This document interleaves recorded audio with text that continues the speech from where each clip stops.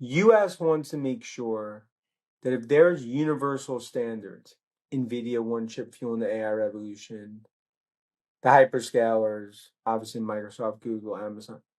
From an authentication perspective, you want to make sure it's US based technology. And I think that's everything that Sam's done. If everyone in 2022 loved Nvidia, what would have been so great about the call?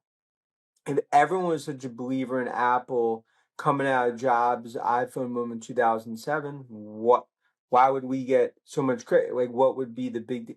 Like, I'm just trying to explain. If it was like Tesla and there were so many believers what Musk was going to be able to do in terms of EV, why would it have been such a big deal for or Palantir is another example. I'm just trying to give you I like being in situations when you see the opportunity, you see the market, you see the structure, but others don't. Us wants to make sure that if there's universal standards, NVIDIA is one chip fueling the AI revolution. The hyperscalers, obviously Microsoft, Google, Amazon, from an authentication perspective, you want to make sure it's US-based technology. And I think that's everything that Sam has done. If everyone in 2022 loved NVIDIA, what would have been so great about the call? If everyone was such a believer in Apple coming out of Jobs' iPhone moment in 2007, why would we get so much credit? Like, what would be the big, I'm just trying to explain if it was like Tesla, and there were so many believers in what Musk was going to be able to do in terms of EVs, why would it have been such a big deal? Or Palantir, another example. I'm just trying to give you, I like being in situations when you see the opportunity, you see the market, you see the structure. But others, Don, Steve, do you have any sense of whether or not this is money that would have otherwise been spent anyway? That was my first question to Microsoft, and actually, Brad Smith kind of preempted that. It is new money. This is new commitment, not previously announced planned spend, at least on Microsoft's side. Unclear about OpenAI and Nvidia. Interesting. Trump is able to line up all these deals to announce, yes, says here's a gift to you. UK, right? Right? Yeah. These are all American companies that are really, going to step up right with big dollars. No, absolutely. And it's been going full blast since he took over in January. Right? But let's just, in terms of Nvidia, and I can't speak to ONQ, but throw up a chart. And the CEO was out, I think yesterday, saying that their GPUs will surpass Nvidia's in 2027. And I think he said Blackwell, and I'm quoting here, is a joke. Now, again, I can't speak to the veracity of that. I can see what the stock has done over the last couple of weeks, but it speaks to competition in the space. Whether you believe it or not, it's coming. And when you have 75 to 76% margins and competition comes, those margins can go away very quickly, which to me is still the bear case for Nvidia. It appears the spend is alive and well in AI. What if your desk warned you before your retirement got wiped out? Unless you buy this product, your retirement account could be destroyed overnight. Get yours now from the link down below because the supply is limited to just 100 pieces. Is it Mel? I mean, they just announced $30 billion over 4 years. They had previously guided to $90 billion back in the summer. So, if you kind of piece that out, if they're doing half of that $30 billion, that's 15. You piece that over. It's a rounding error. I mean, so I just think there's a lot of political theatrics that's going on right here. We haven't closed a UK trade deal. So, look at all this stuff that's going on. We just spent some time talking about the TikTok deal. We're trying to get a trade deal done with China. We talked about a UK deal months ago. We haven't seen any clarity in that regard. So, it seems like there's a lot of shell games going on here. And again, all these companies were going to make these investments. Last year when Microsoft guided, I think the number was $80 billion, they said half of it was going to be abroad. So again, I look at these numbers. I don't think they're particularly, great for Nvidia. They're going to sell tens of thousands of their GPUs. They better hope Blackwell is not a joke. Yeah, I do think it's showing, this increased capex is showing that they are optimistic about the return on that investment.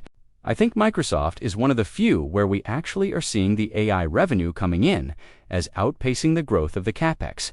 And so, I think the idea they're willing to spend more is just showing that the demand is going to be there. These are getting more and more expensive. And this is where I think you want to think of who else is going to benefit. like, for example, the energy space, which is just like there's not enough of that to go around, whether that's here or in the UK, where they're building some of these out. You're going to want to look at not just these players, but kind of that outsource. And I think that's going to be the way to play that. Not a good day for Nvidia. Nvidia? Some weakness thereafter. China called out that Nvidia violated antitrust laws. This comes after the US and China are continuing to meet, trying to negotiate a deal, and Nvidia, as usual, is caught in the crosshairs of that. Nvidia shares are down roughly 1%. At this point, off of the lows that we saw earlier in this session, we are seeing the major indexes all trading in the green right now. We have a nice pop in the Nasdaq Composite, up around 0.4%. Same with the S&P 500. And the Dow is up roughly 100 basis points. Now, I talked about Nvidia. Related to Nvidia is CoreWeave. We got some breaking news just a few moments ago that the company announced $6.3 billion cloud capacity deal with Nvidia. You will see CoreWeave shares popping on the heels of that deal. Even though Nvidia is down today, CoreWeave is up roughly 6% at the opening bell. CoreWeave rents out Nvidia's AI chips, and that helps the company with AI workloads. And it's become one of the chipmakers' key cloud partners and just underscores really the massive demand for GPU computing, and then also on the Nasdaq. Helping lift the broader index is Tesla. We are seeing shares up around 6%. And this comes after CEO Elon Musk revealed that he bought $1 billion in shares on Friday. This is the first time that he has bought shares of Tesla since 2020. It's something, Brian, that we'll be talking about throughout the show here. But you're seeing a nice pop with Tesla shares up 7% this morning. No breaks for Nvidia in China. Nvidia shares under pressure as China will carry out a further investigation into the market darling after a preliminary probe found that it had violated China's anti-monopoly law. Nvidia was found to have violated the terms of China's state administration for market regulations conditional approval for the acquisition of Israeli chip designer Mel. The news likely means Nvidia won't be able to sell its hardware in China in the near term. China remains a very important market for Nvidia. As CEO Jensen Huang told Yahoo Finance just a few short weeks ago, for every American technology company, China is important. It's an important market. It's also, as you know, just really large. It's the second largest computing market in the world. And I'm just delighted that President Trump sees the wisdom of American leadership, and particularly at this time, where AI is taking off. It's vital that America wins the AI race. Now, Tesla is higher this morning after Elon Musk posted that, quote, "Daddy is very much home." He says he will spend the week assessing Tesla's AI and autopilot ambitions. He talks about walking around the giant data center that he's building, Colossus 2, and then he's going to be in meetings for up to 12 hours. He says they're back Craig Trudell runs Bloomberg's global auto coverage.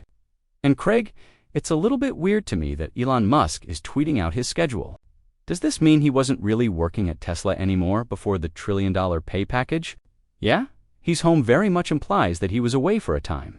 And I mean, this is in keeping with what he wants us to think, right? It's very much a narrative play on his part and on the part of Tesla's board of laying out this new master plan for the company, putting targets that are sort of aligned with that plan out there to get everybody excited about the future. Making those targets, tying them to paying Musk again because that worked out well the last time, and meanwhile, the company, I think the real question is, are the business fundamentals actually doing any better? And we aren't really getting indications that it is. In terms of vehicle sales here in Europe, they've really been weak. In China, the company has been seeing very consistent declines in shipments from its factory in Shanghai. And in the US, Tesla continues to lose a share of the EV market, which is really going to be challenged after tax credits go away as a result of the Republicans doing away with Inflation Reduction Act tax credits. Elon Musk purchased about $1 billion in Tesla stock on Friday. He made the move after Tesla's chair spoke with Bloomberg Tech's Ed Ludlow about the merits of a potential $1 trillion pay package for Musk. The board's responsibility is to look at who the CEO is for the next period of time. And we believe that Elon is the right CEO for Tesla over this transformative period of time. And our view is he's a generational leader. There aren't any other people out there like Elon. Let's get straight to Bloomberg Tech's Ed Ludlow. Ed, Again, the timing is interesting here. What was the decision, and why do we think Elon Musk did this?